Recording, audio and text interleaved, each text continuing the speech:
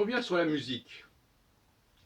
Tout à l'heure, j'étais dans la rue, j'écoutais quelqu'un, je sais pas, il y avait quelqu'un qui jouait du violon dans son appartement, au deuxième étage, je ne sais pas.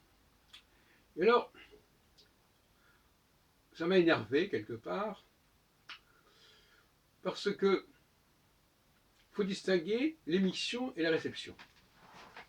Au niveau de la réception, au fond,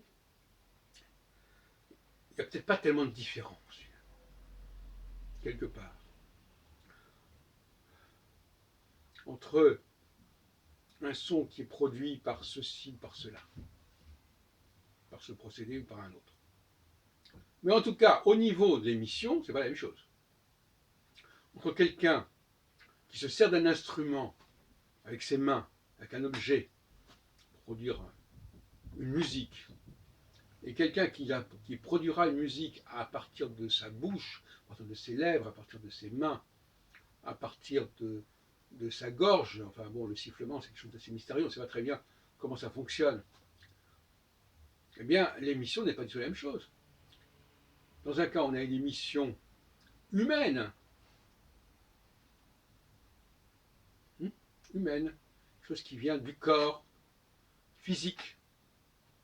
Et d'autres cas, on a une sorte de bricolage technique, je joue sur mon instrument, comme ça, et on voit bien que tout ce qui est la bouche, tout ça, ça n'entre pas en ligne de compte. La plupart des instrumentistes n'ouvrent pas la bouche, ne chantent pas, ils ne sifflent pas, et ils ne se servent pas non plus de leur corps comme caisse de résonance. Ils vont jouer sur un instrument. Bon. Comment voulez-vous, et là on retombe au problème de la réception, comment voulez-vous que le produit ait la même qualité dans les deux cas?